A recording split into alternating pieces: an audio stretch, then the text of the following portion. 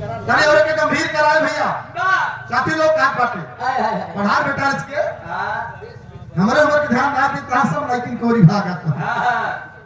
Hello भाई सही तोहार मिजाज बदला विराट शैली वाला सर है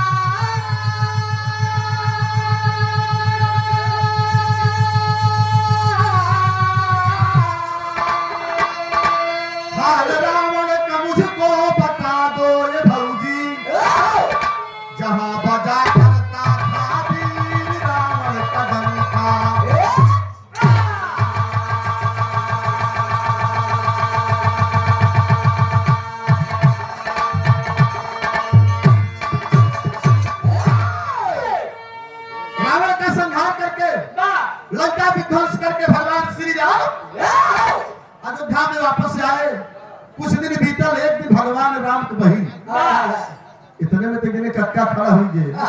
कल चार भाई हरे राम बहन कहां से आ गई जहां पहुंचे रवि वहां पहुंचे कहले बैठा कान में सोया बस कौवा धरा था बैठा शांता जी का नाम रहा सीता जी के पास गए तनी मनी श्रृंगार कई के पहलवन से लागू बा आज के 20 साल 25 साल पहले दादी माई हरे कहे बेटवा जौने लड़की के बियाह ना होते वो गोड़े में रंगना नहीं लगाओ ये कहा नीचे अब तो ऊपर लाल के टहरा तो यार की जौन जनरेशन बा डाई यूरिया पोटाश के दे दो हां का करबो बताए ना हर के माने ला लेकिन फर्क ना माने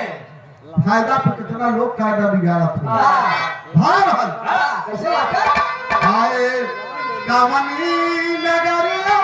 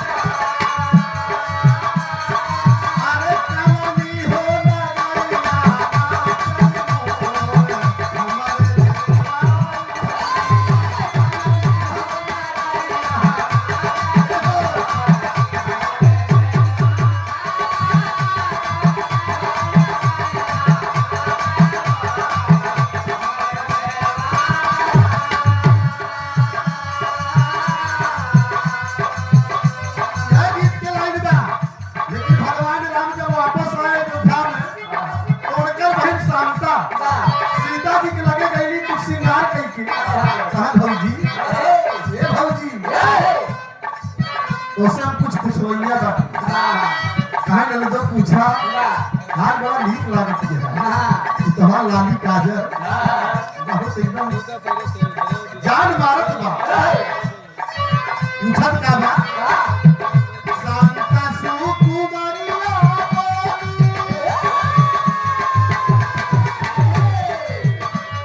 शांता सुकुमारिया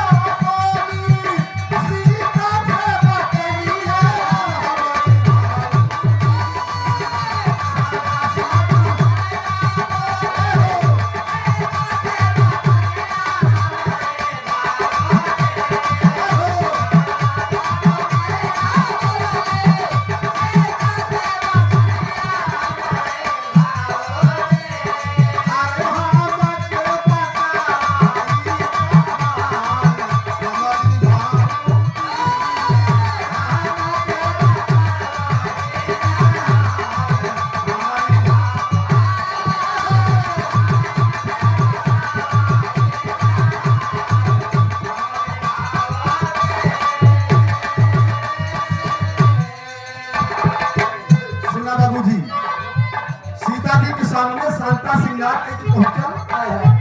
सीता जी कहे बोला कहाँ मन कहा कि चली चली आज भौजी से कुछ मजाक हो जाए। मैंने तो भौजाई के मजाक दुनिया जाना था। देवर और भौजाई के ना कहा पूरा रामचरितमानस में लक्ष्मण एक तो नाई सीता के भौजी नाई के, लेकिन आज के देवर कहीं आधे घटकार है। बतावा बिया हो के कर शादी के पहले 4 चक्कर लगा दिए भौजी से मिले दो। सीता जी कहीं बड़ा अच्छा सवाल कह लो, आसन के भारी रहे कहे के पीढ़ा ले जा बैठ जा पूछत बाती कैसन पार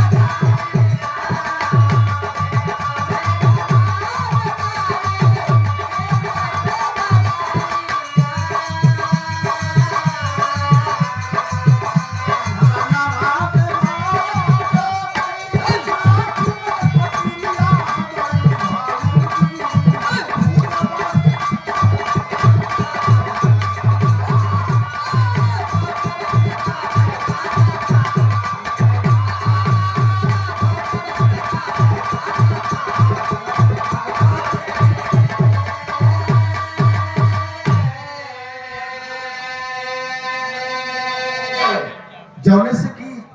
ठंडी में थोड़ा सा गर्मा है आ जाए के चाहिए, ऊर्जा न रही देखा कहा साठा तब पाठा अबे 3 महीने बाकी हाफ सेंचुरी में कहा 3 महीने 7 दिसंबर के हो आज 10 नवंबर 7 दिसंबर के 50 और हो गया। अरे बहादुर ए भैया जिंदगी में यहाँ कहा लौका सुने वाले भैया बाबू सीता का ननद राम के बही जौने के नाम बसंता हमारे से प्रसंग रहा बड़ा सुंदर। लंका से वापस भगवान अयोध्या आए, इनका लड़ाई रहा लंका में। यहाँ जब अयोध्या में आए तब शांता कहे कि भौजी इतना दिन तू लंका में रहो तभी रावणवा की कुछ विशेषता बतावा। अरे वो कितना बलशाली रहा जौने के बेटवा मेघनाथ हमारे लक्ष्मण जैसे वीर भाई की शक्ति बार बार सीता जी मुस्कियानी कहे बार लो दो मैं जाने चाह किया बैठा एक पीढ़ा और दे दी तो तनिक से और ऊंचे हो गई। अब सीता जी रावण की विशेषता बताओ कि यहाँ अपने नाम शांता सरनिया वाले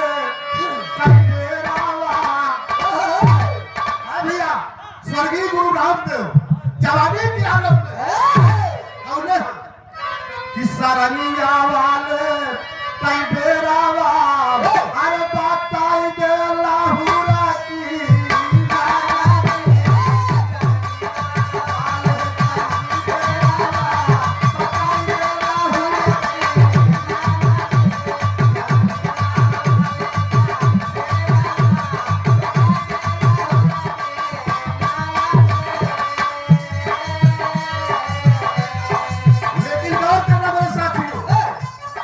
काहेली सीता माया नवा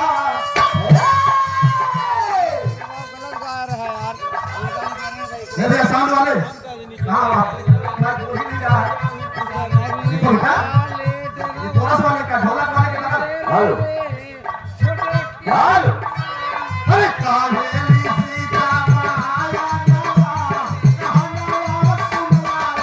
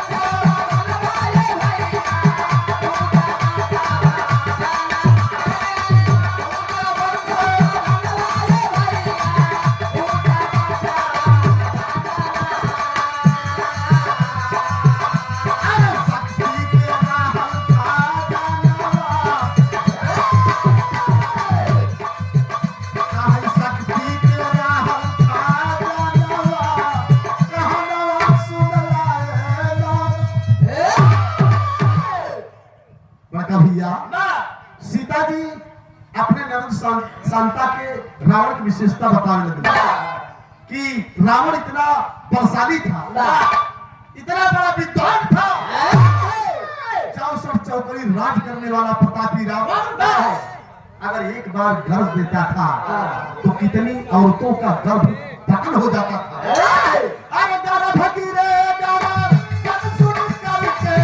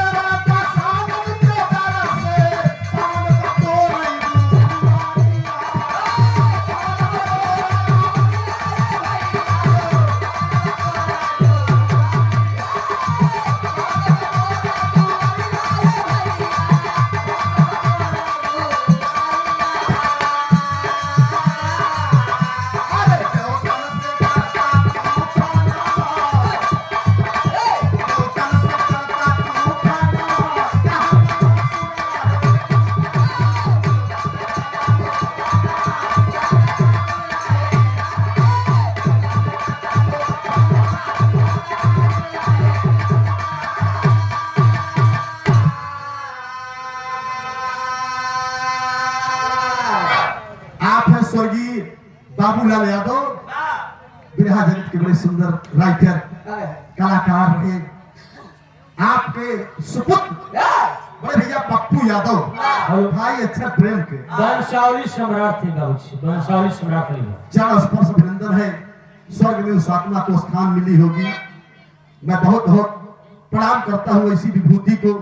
ऐसे स्तंभ को। हम लोग तो उनके चरण के धूल नहीं एक कण है। उस आत्मा को बहुत बहुत धन्यवाद है। 100 रुपए के सादर सम्मान। बेटा इसको स्टेमिना बनाओ थोड़ा।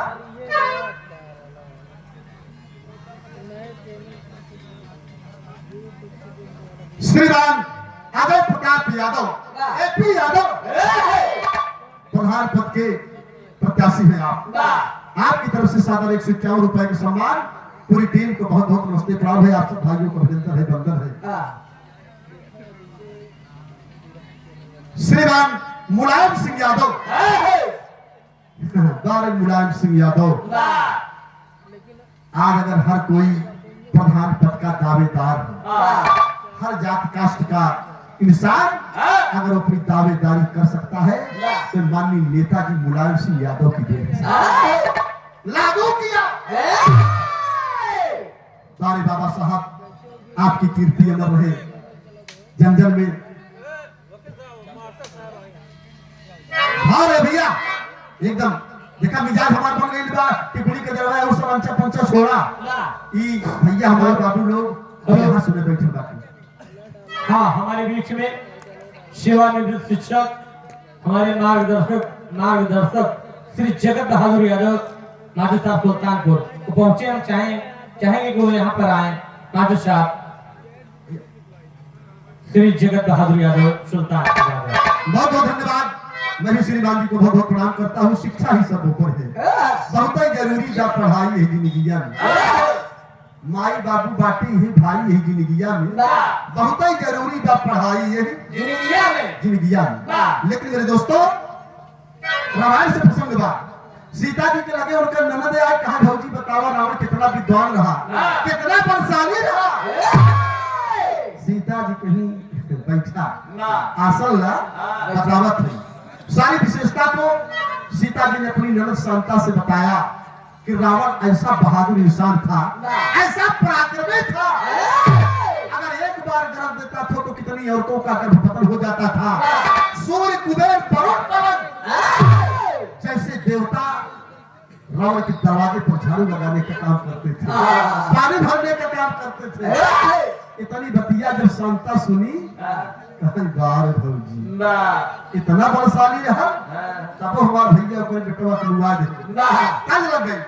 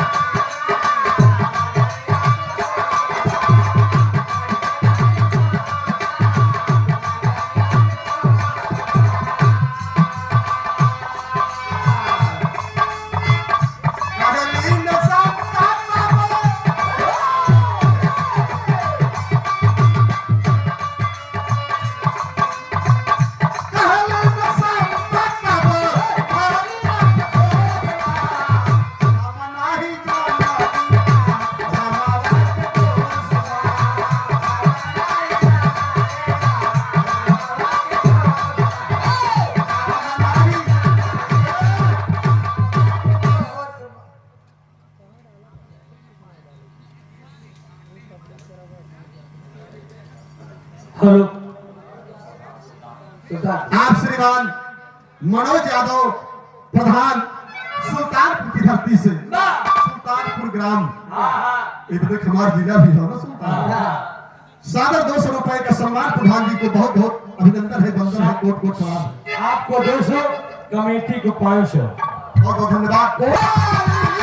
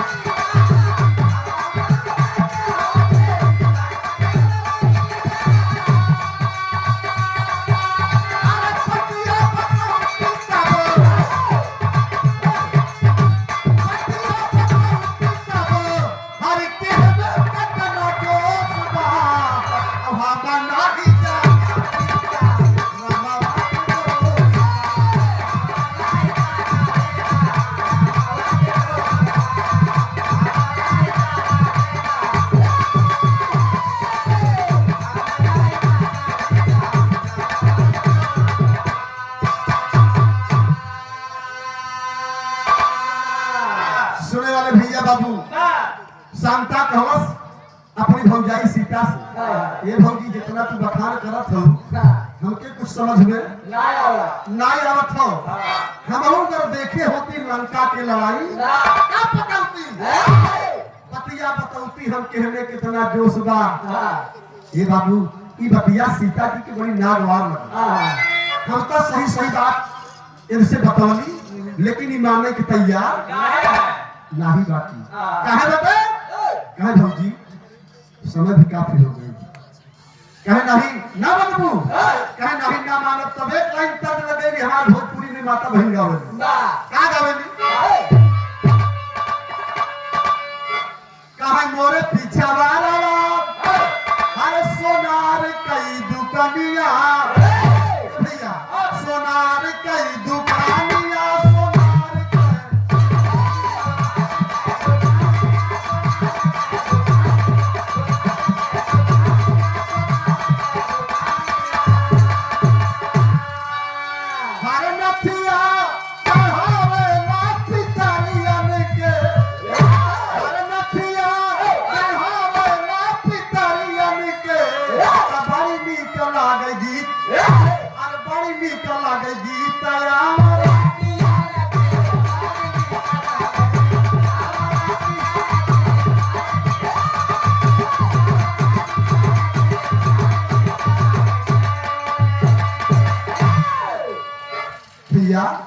लेकिन जनक दुलारी बोली माधुरी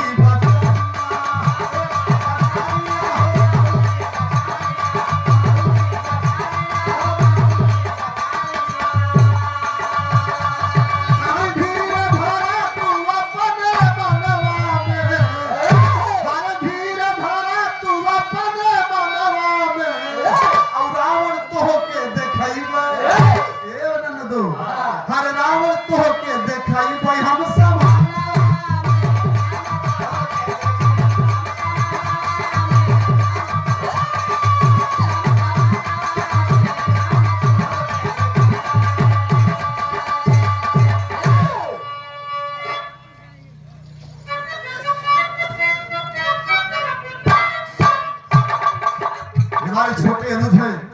देश के भविष्य है आप संदीप यादव भैया तरफ से सुंदर पुष्पमाला 1 से 1 रुपए का सम्मान बहुत बहुत अभिनंदन है बंदन है पुष्टि जनमानस को नमस्ते प्रणाम है लेकिन देखा गाना की शैली गावा कुटु पता नहीं जा रही भाव बनाई जा चरण में हमके बहुत खुशी था सीता जी कहानी की तोके विश्वास ना था बैठा तब पंखी के ऊपर फोटू रावण के बनवली कसठ हो शीश बीस भूजा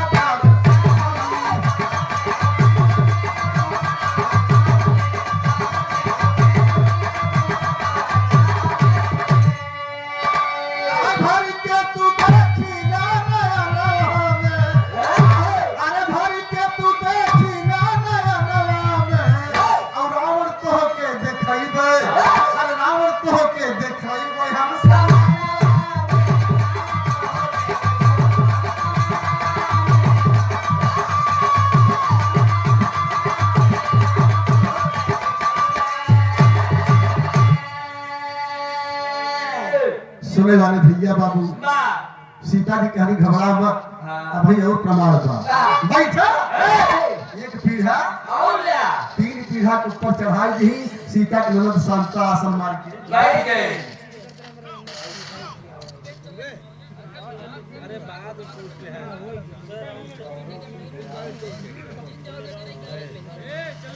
आप सम्मानित श्रीमान गौरव सिंह दयालपुर हरिया सादर 500 रुपए के सम्मान पार्टी की तरफ से बहुत बहुत अभिनंदन है क्रांतिकारी सलाम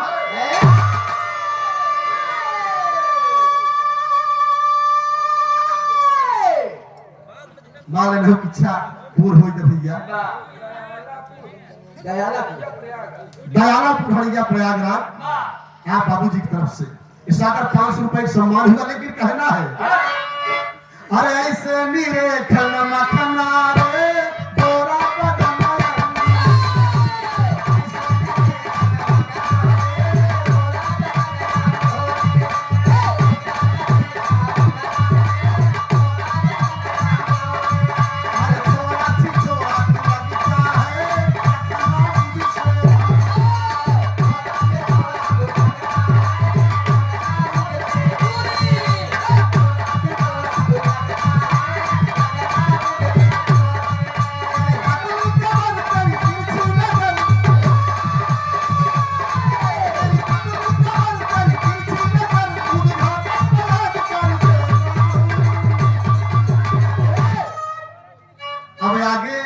केकर बेटा हम का करत बा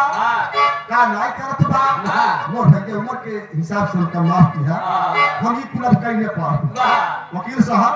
हमारे बस के लाग अगर आप सबके मन मिजाज हो तो हमारा सवेरे जाके जिस लोग कहा हो हां मोर भैया लेकिन सीता जी जब रावण के फोटो पंखी के ऊपर बना के दिखाई दी तब सीता के ननद शांता की शंका हुई इतना दिन भौजी हमार लंका में रही लागत है रावणवश कुछ अवैध संबंध रहा का कहा भौजी 5 मिनट का अवकाश चाहिए हम आवत है सरकारी छुट्टी मिलत भैया तो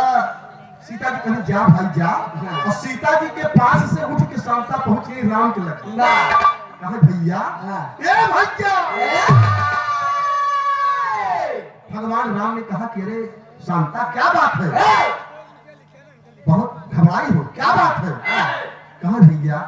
बड़ा गड़बड़ हो गई हमके कुछ शंका जना थी क्या शंका हाँ अरे बोली है सीता बोली है शांता क्या करके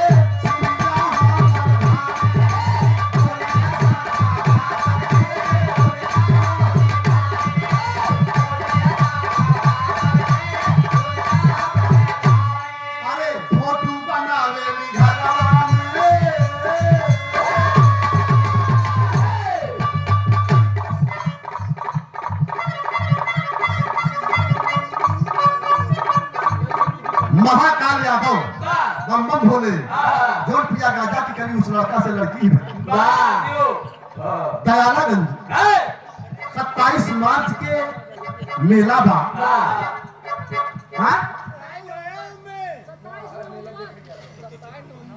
नवंबर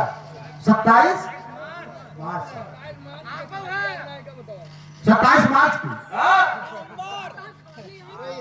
हमारे कार्यक्रम मुक्त हो गई बहुत बहुत धन्यवाद भैया के नमस्ते प्रणाम बा अगर ऐसे बात बात तो सुना कहना कढ़ायन कारिये बा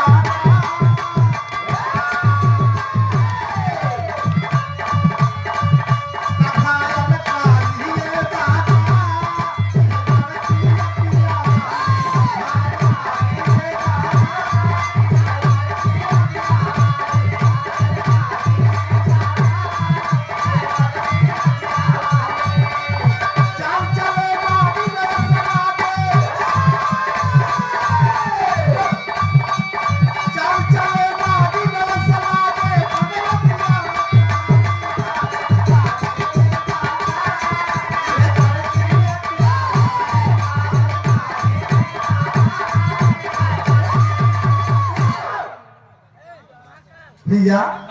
यार तो मेला के या आमंत्रण थे, कार्यक्रम बुकिंग थे, एक लाइन नजराना रहा। बहुत नजराना बाटे जब आए मौका तब हुई मेला में हाँ खेला हो। कहानी दिन छोड़ा वो भैया बाबू बड़ी मेहनत से आप सबके बीच में खा रखी चाहते हैं। इधर से आपने गीत सुना रामायण से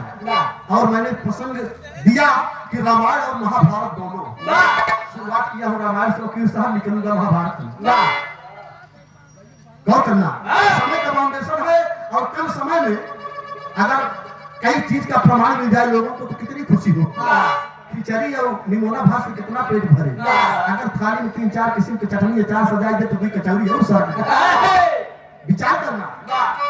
सीता जी से विदा लेके भैया भैया शांति से बेटा थोड़ा सा आराम से विदा लेके शांता पहुंची राम के लगे कहीं भैया रघुकुल के पगड़ी में दाग लग गई। बोली है सीता बोली है शांता जा करके सुन लिया हमारे भाई अरे फोटो बनावे घरवा में रो गई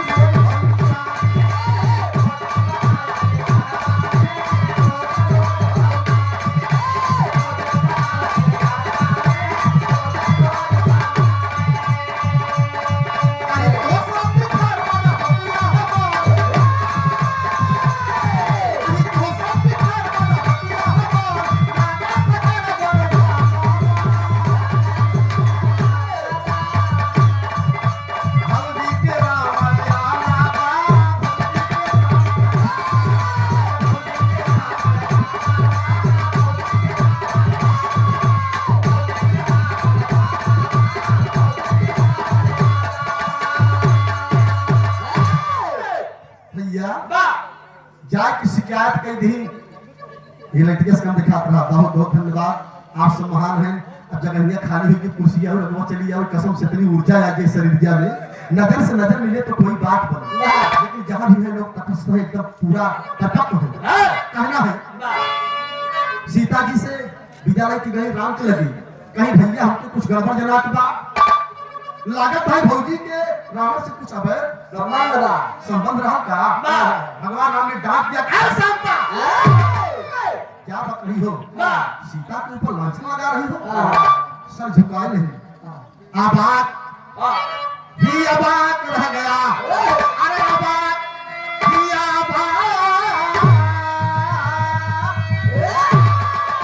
अबाक ही अबाक रह गया अरे तजनक दुलारी सोच ही अच्छा हुआ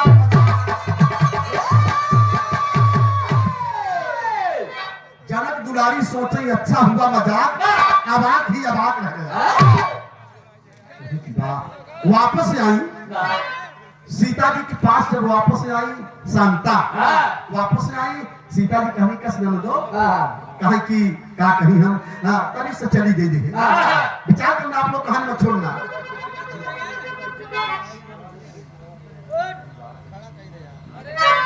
दिया है न पैगंबर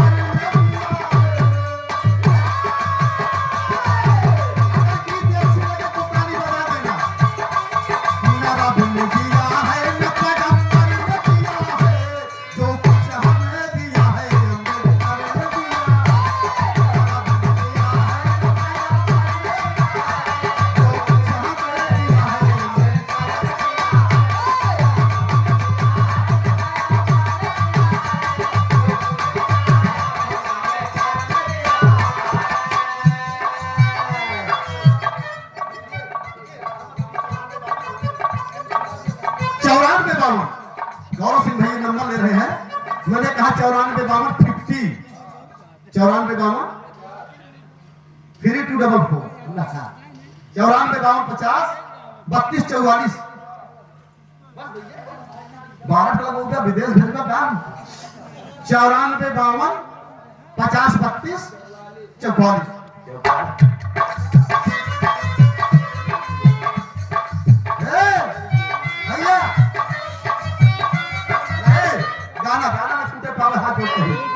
बहुत समय बाकी जब चाहता तब सुना दे आप पहले से व्यक्त कर चुके हैं हमें क्या कहने की जरूरत है। एक्सपीरियंस मींस अनुभव आपने पहले उसका सम्मान कर दिया आपका बड़प्पन है आपका सम्मान रहेगा सदा मेरी नजरों में। कह रहा है यहां देखा कहानी पे सीता जी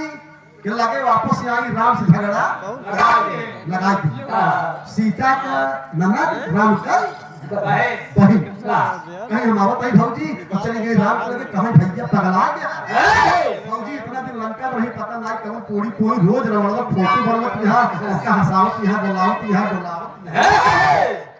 भगवान राम कहीं नहीं ऐसा नहीं हो सकता। जाओ वापस आई शांता सीता को लगी और सीता जी बार याद सकती जान गई कहाँ गई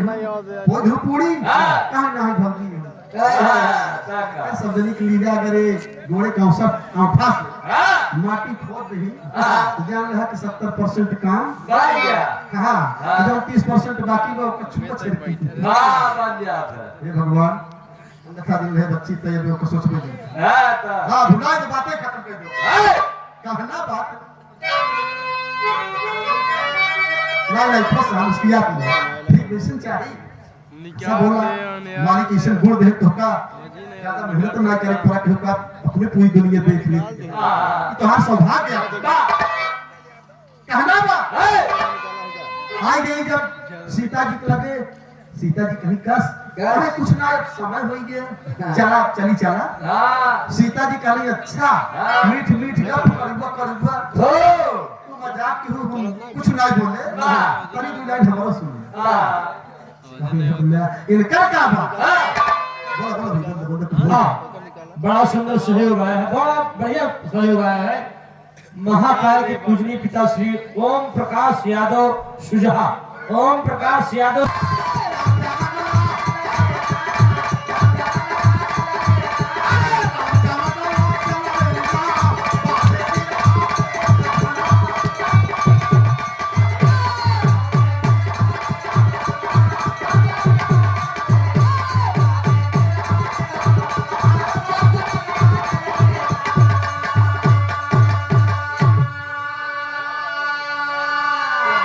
इतना सहयोग राशि अगर प्राप्त हो रही है जब वो चीज ना गावे के मौका मिले तो बाटे जब पीछे बाटे लेकिन कुछ हाथों दिखाओ जरूर ये भाई माने ना है राजू अंतर हो चाहिए ना स्त्रीलिंग पुल्लिंग में अंतर नहीं पुरुष प्रधान होते मेहरारू चाहे जोड़े पद पे चली जाए वो सेधु कारो ना कह सकती कार्य कहा जा रहे हाथ वैसे बोतल पहले तो कहबो कहीं कार में दिए गाड़े हां वैसे पियता है भैया कहानी क्या सीता जी कहीं तुहार के मजाक सुनी तभी हमारा मजाक सुनी कहे चला कहा चाहते हैं क्या बदल गए अरे चढ़ता बसंत ऋतु मोरी देहिया भंगवा पियर हर ये गीत रहा गीत छोड़ा भाव प्यार अब दुनिया में फुहरी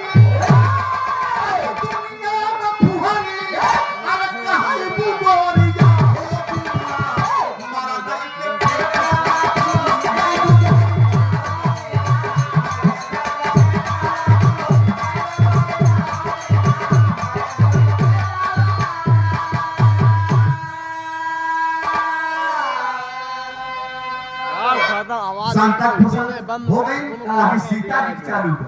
सीता जी कहीं तुहार मजाक में क्या की हमारा सुना दुनिया में फुहरी कहबू गोरिया बिना मरके भुलेगू गोरिया हमें पानी में लगिया तू बाबू नीर लगावलू झंडा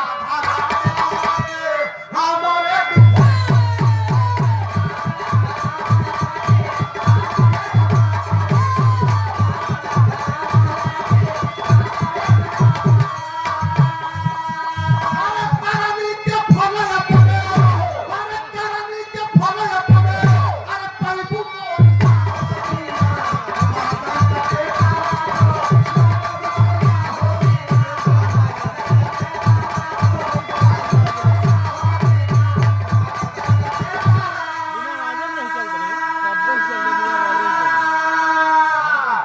आशीर्वाद जब देखा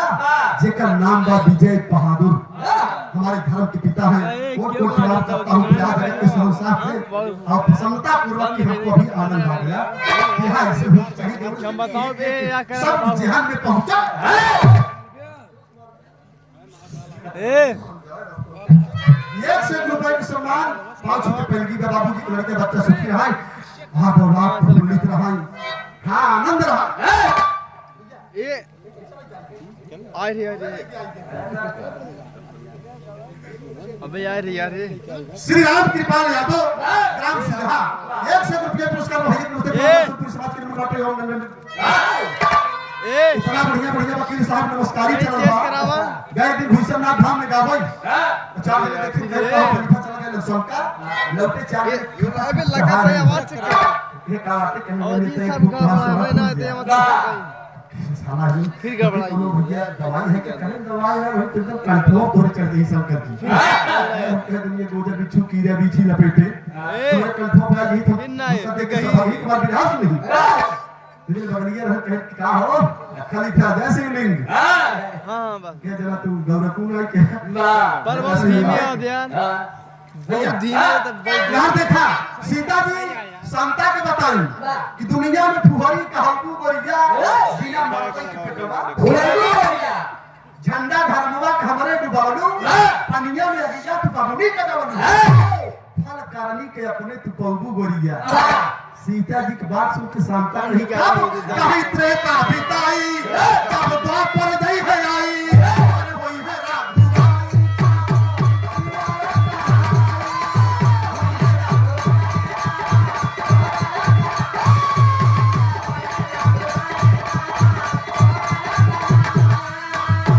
अरे तब तो हम सुभद्रा अरे तब तो हम सुभद्रा अरे कहे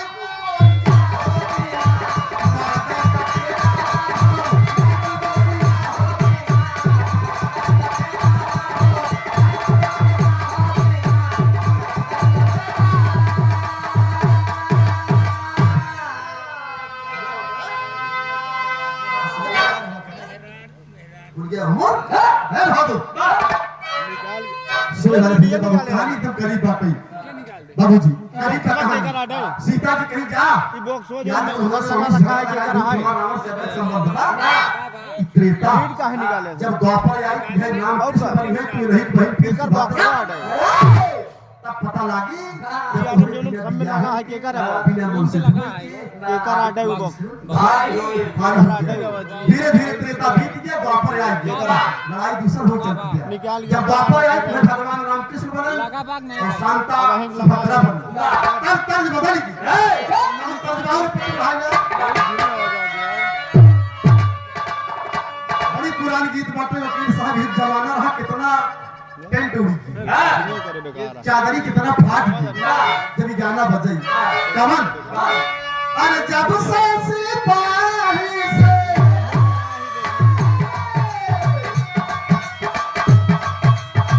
जब से सिपाही से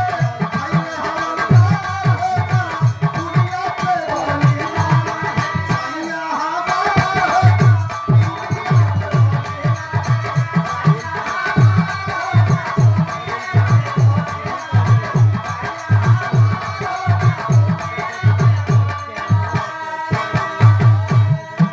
लेकिन इतना जमाना रहा जमाना रहा कटल से क्यों आवे स्लो ज्यादा बहुत ज्यादा जे जहां से आवे कहां रे स्वामी लगी है जब से चुनरिया पे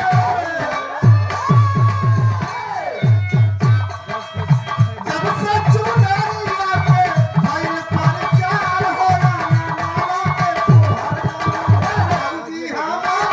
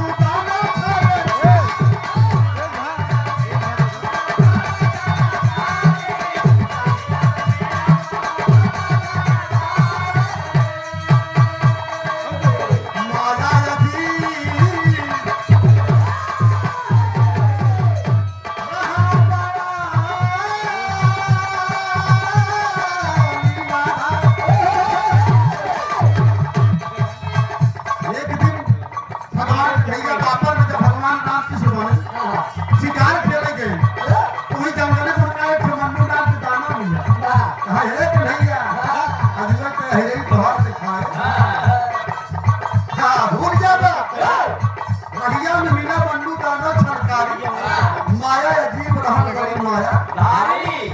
निश्चल को पीना लगा है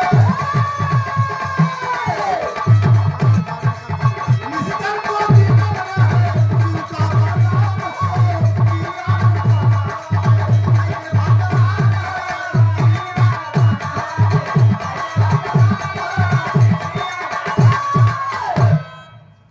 नजर मिलाए रहा समय पे ध्यान दीजिए आप लोग कब रोकना है कब चलना है बात क्यों कही दे तो मतलब क्या रही ना विचार करना मेरे साथियों भगवान कन्हैया शिकार खेले गए वही जंगल में मन्नू नाम के दानव मिला कहा है कहाँ बोरहारी में हाँ शंकर जी के वरदान मिले बाबे पता लागे एक ठे लगे डिब्बी ब्याह अब वही तो के हम गिरफ्तार करी भगवान कन्हैया घबराई नहीं तो सब एकदम हाथ बवाल करे का मिलल हो तो काई डिब्बी देखा था शंकर जी के बिहर वरदान है अब तो के ही बंद कर दिया भगवान कन्हैया मुस्किले बड़े जोर से हंसना ससुर तू भले गलती कही शंकर जी इतनी बड़ी गलती करी है मतलब काई डिब्बी नकली अब मन्नू भगवान किया पता नहीं असली है कि नकली है बतिया में कान्हा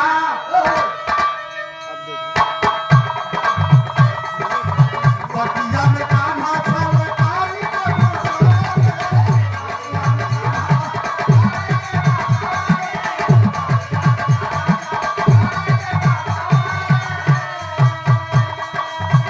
बाबा बना के छोड़ डिब्बी में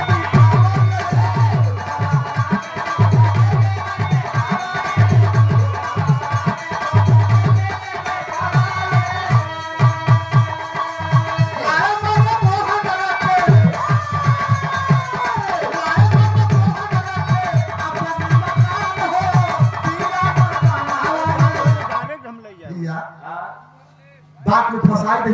मनुआ सोचे कि असली या कि नकली हम एक ठहर जाएंगे और डिब्बिया खोल के कैस लावत चेक करेंगे और जैसे बाबू की डिब्बिया खोल के हमें बैठे डिब्बी अपना जाकर हम दूसरे बंद करे बाबू जी वो अपने बेचारे बंद हो गए फंस गए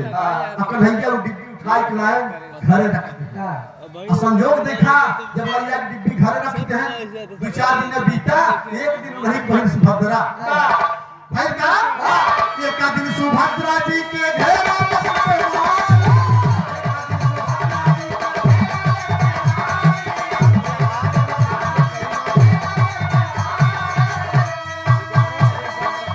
पानी को दवाई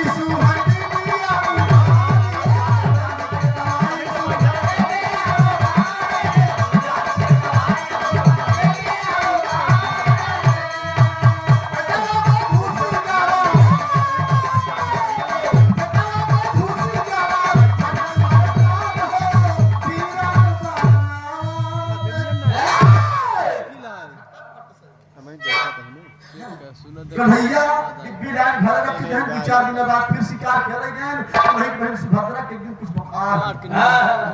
औसत भी नहीं तब कहाँ इतना ही कम्बी प्लान सोमो निरोधियान बाबू ये हर एक से प्राण रोसी ये सब तो लाई रहा औसत भी रख रही हुई ताका फाका संजोग से सुभद्रा खात हुई डिब्बी पे भैया डिब्बी पे पहुंच के डिब्बी उठा ली ताका पर से ए बाबू वह डिब्बी खोली कहीं हृदय का था डिब्बी खोली जैसे डिब्बी खोली विजय बहादुर बाबू जी वैसे मनुआ जो है नाक के द्वारा अंदर चला गया मान लो 10 दिन 5 दिन 1 महीने बीता कैसे जब दूसरा तीसरा लाख आवेला सुभद्रा जी के बाबू बताई अरे मोरी माई अब तो कहां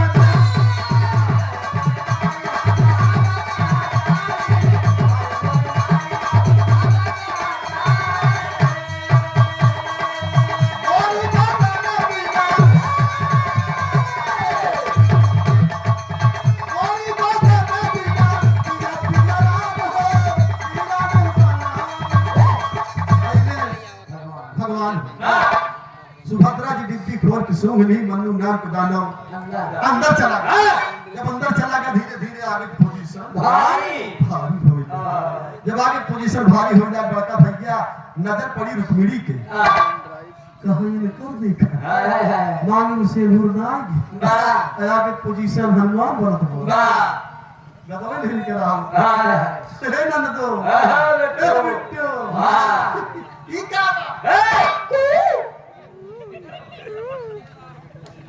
भैया कहा ये का बा लजात यहाँ ननद मतलब लजात भौजाई से की बात सही है मांगी से हुरनागी हम भौजी का बताई पूछत यहाँ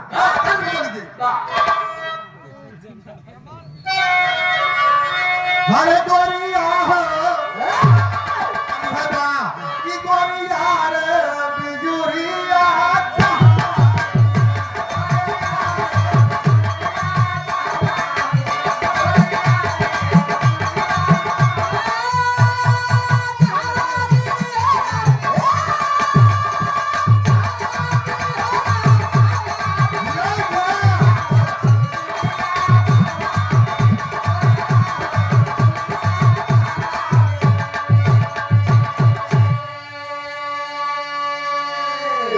पहले बताया कि ननद भौजाई की मजाक मशहूर बा अब रुक्मिणी को मौका मिल गया जब आगे पोजीशन देखी कहा ना नाता हो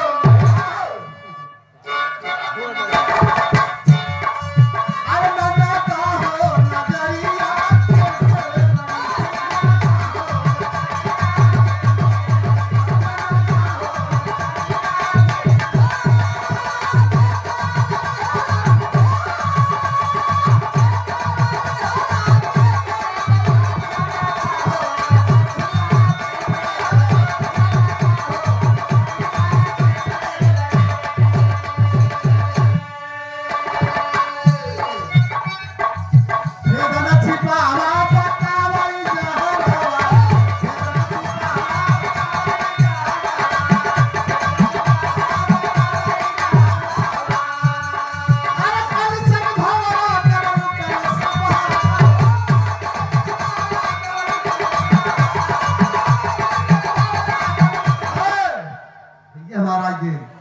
पीडीए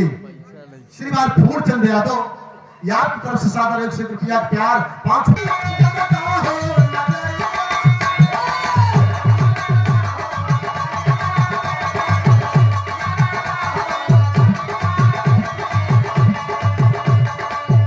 अब रुक्मिणी कहा कि यहाँ कहाँ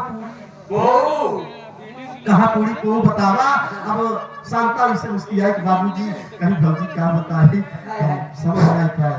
क्या बताई अब ना दोनों जनी बतला के यहाँ तबले कन्हैया का तो से आएंगे भाग नहीं शांता भाग नहीं और रुक्मिणी कहीं आवा आवा आवा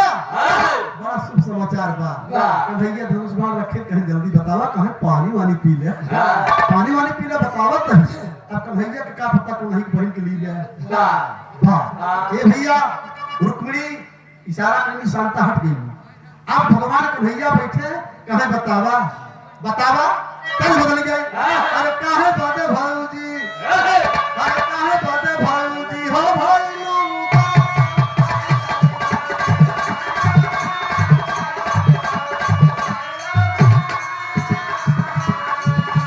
काहे बाते भाऊजी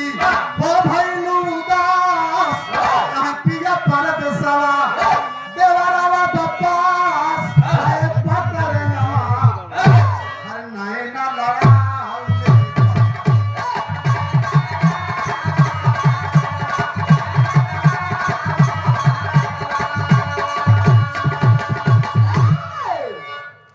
काहे बदे मन में गुडार करत बाटू आवे हर ना भाव बिगड़ जाए जब मार भाव बन जाते तुम कुछ आता हो एकदम पूरा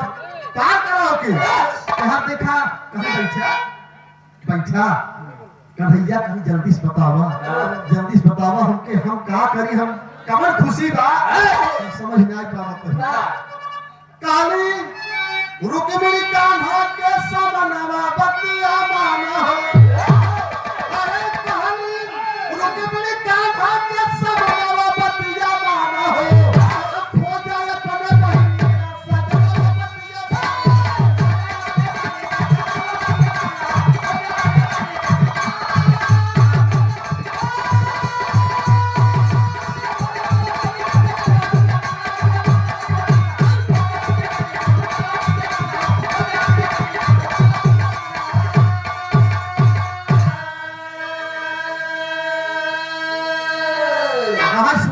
देखा बाबूजी एकदम कहानी करीब बाटे। रुक्मिणी कहीं कन्हैया से कहे बताओ शुभ समाचार। रुक्मिणी कही कि शुभ समाचार यही बात है कि तू भाईने बने वाला आवे वाला घर में। कहे कैसे? कहे मामा बनी जाए तो तुम्हें भाईने हो वाला। ये कौन बात है? कहे बुलाई दी क्या है ना तो कन्हैया कहा रुको रुको बतावा तनी कैसे? कहे बिना सेड़ी को हाफिसी उठी हई बसाला हो लाल पहिला उठी वाला देई बड़ा कसा। अरे मामा कहीं के दौड़े जब समनवा बतिया वाला हो जल्दी कहीं का भर कहीं ठिकाना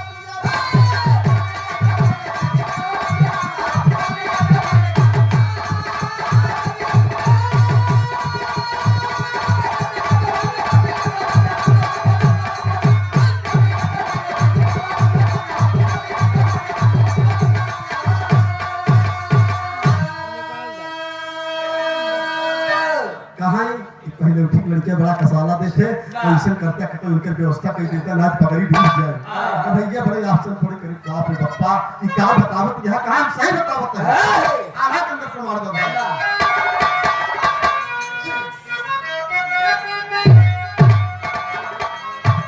सुनले कन्हैया चाहो सुनले कन्हैया चाहो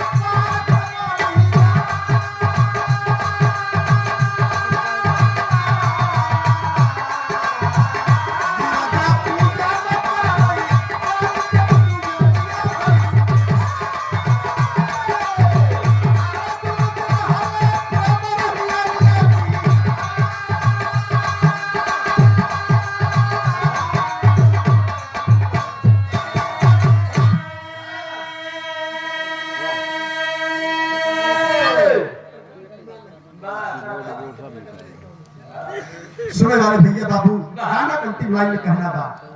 भगवान कन्हैया रुक्मिणी से कहें कैसे इज्जत बचे कहें एक पगड़ी अपन बचा लिया अब भाई मानी से भूल ना जबा दुनिया का कहे तो का सिरोमणि कहा जाता है। कहें हाँ रुक्मिणी का करी हम कहें अपने सखा कर ले जा अर्जुन के क्यों गुनाह हम निकाल देंगे। प्रधान पद के दावेदार हमारे बड़े भैया श्री अजय प्रताप यादव जी आपकी तरफ से भाव को समझते हुए मेहनत को देखते हुए 101 रुपए का सादर सम्मान बहुत बहुत अभिनंदन है बंदन है आप सब भाइयों को नमस्ते प्रणाम है। सुने वाले भैया बाबू भगवान कन्हैया अर्जुन जी के पास गए कहा पाप। अब देखा कभी कभी भगवान को भी भक्तों से काम पड़े जाना था गंगा पार तो प्रभु के वक्त की नाव चढ़े। अब यार ऐसे अर्जुन के पास कन्हैया गए कहे इज्जत बचाए में कहीं बतावा अब कैसे बताओ कहे सुभद्रा सुभद्रा मतलब कहे कल गिरिजा पूजन करी दी है पार्थ मर्यादा बचाई लिया उनकी लड़की चला जा। ये बाबू अर्जुन जी भाव को समझ गए गिरिजा पूजन करी गई सुभद्रा कृष्ण के बहन अर्जुन जी रथ सजा के खड़ा बाटे तो जैसे मंदिर से निकली वैसे गपाका बाप पकड़ नहीं तब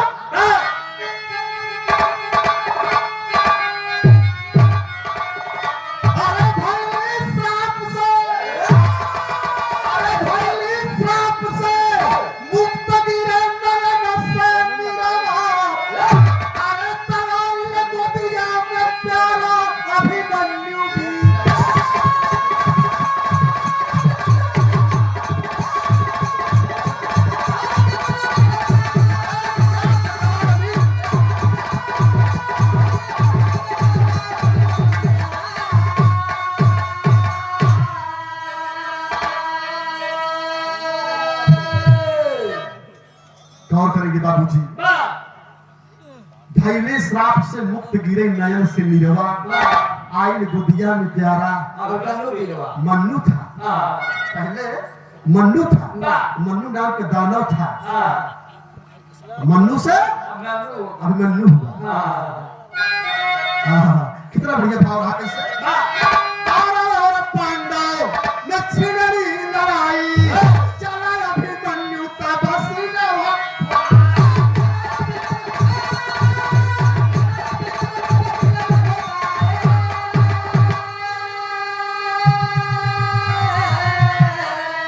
अरे अकेले चक्र भी हुए, अरे अकेले चक्र भी हुए, अब मारे लाती रवा, आई लोगों भी आपने प्यारा।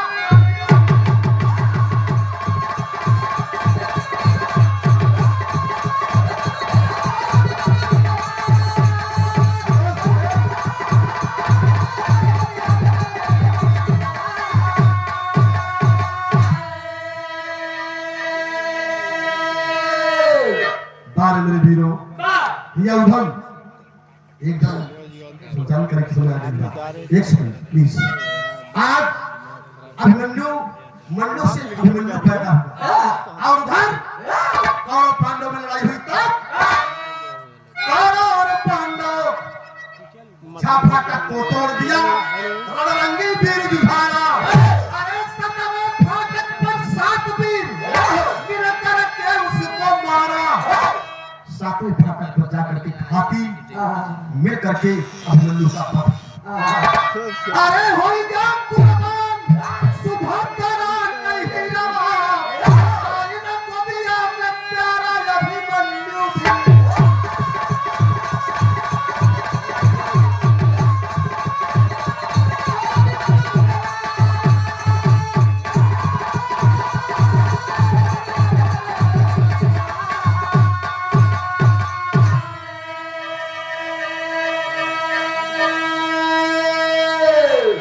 रामायण से प्रसंग रहा,